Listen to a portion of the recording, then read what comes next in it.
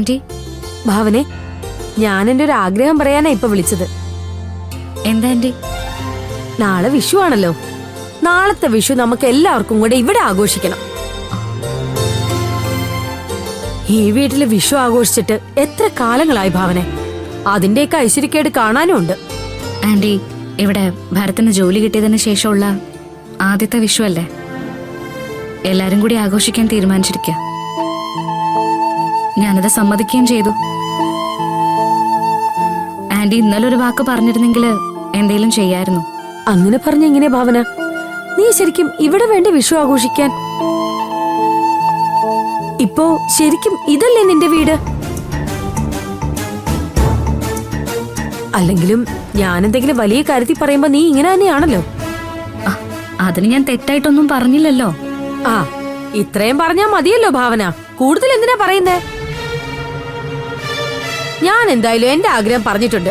ഇനി നിനക്ക് ഇഷ്ടമുള്ള പോലെ ചെയ്യാം. ആരില്ലെങ്കിലും ഞാൻ വിഷു ആഘോഷിക്കും. ആന്റി, സൂര്യക്കും അറിയാം. ഞാൻ സൂര്യോടും പറഞ്ഞിരുന്നതാ. ആന്റി ഇക്കാര്യം പറഞ്ഞപ്പോ സൂര്യൊന്നും പറഞ്ഞില്ലേ? ആ, ഞാൻ സൂര്യയോട് പറയാൻ പോകുന്നേ ഉള്ളൂ. എനിക്ക് സൗകര്യമുള്ളപ്പോഴല്ലേ ഇങ്ങനെയുള്ള കാര്യങ്ങളൊക്കെ തീരുമാനിക്കാൻ പറ്റൂ. എന്തായാലും നീ നിന്റെ ഇഷ്ടം പോലെ ചെയ്യേ.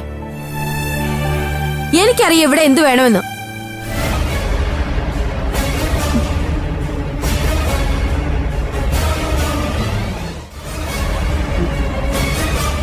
ആരാ?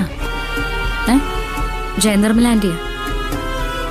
നിന്റെ മുഖം എന്താ വല്ലാതിരിക്കുന്നേ? ജയനീലും പറഞ്ഞോ? അതെ അമ്മേ, നാളെ അവിടെ വിഷു ആഘോഷിക്കുക. ഞാനും സൂര്യ അവിടെ ഉണ്ടാവണം. നീ എന്താ പറഞ്ഞേ? ഞാനിവിടെ നമ്മൾ ആഘോഷിക്കാൻ തീരുമാനിച്ച കാര്യം പറഞ്ഞു ഏട്ടാ.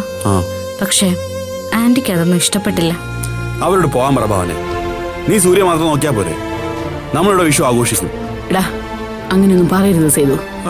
വിഷു എന്ന് പറയുന്നത് ഒരാൾക്ക് മാത്രമായിട്ട് അവകാശപ്പെട്ട കാര്യമൊന്നുമല്ല. പിന്നെന്താ അമ്മ പറയുന്നത്? ഭാവന അങ്ങോട്ട് പോകണം. എടാ, അവളെ വിടണം. ശരിക്കും ഭാവന അവിടെ നിൽക്കേണ്ടതാ. ഭാവനെ, അമ്മ പലതും പറയും. ഒന്നാമത് നിങ്ങൾ മാത്രമല്ല അവിടെ ഉള്ളത്. ആ അച്ഛനും ഭാര്യ എല്ലാരും ഇല്ലേ? നീ ഒരു ഭാരാൻ വേണ്ടി അങ്ങോട്ട് പോകണ്ട. അത് തന്നെയാ ഏട്ടാ എന്റെയും തീരുമാനം. എന്റെ അഭിപ്രായത്തില് ആരെയും പിണക്കണ്ടെന്നാ. നീ സൂര്യയായിട്ട് ആലോചിച്ചിട്ട് വേണ്ടത് ചെയ്യും. അതെ, ഭാരതൊക്കെ നല്ല സന്തോഷത്തിലമ്മായേച്ചി. അവന് ജോലി കിട്ടിയതിന് ശേഷമുള്ള ആദ്യത്തെ വിഷു അല്ലേ? എന്തായാലും എന്താന്ന് വെച്ചാൽ നീ തന്നെ നല്ലപോലെ ആലോചിച്ച് തീരുമാനിക്ക. ശരി അമ്മ. ദേ, വിഷുവിനുള്ള സാധനങ്ങളെല്ലാം പോയി വാങ്ങിച്ചോണ്ട് വരണം. രമേശൻ വന്നിട്ട് ഞാൻ പൊക്കോളാം. മായേ, ഞാൻ തന്ന ലിസ്റ്റ് അവന്റെ കൊടുത്തേക്ക്. അതിൽ ഞാൻ പപ്പടം ഒരു പാക്കറ്റ് എഴുതിയിട്ടുള്ളൂ, കൂടുതൽ എഴുതിയേക്ക്. നീ പോകുന്നുണ്ടോ? വേറെ പണിയില്ല.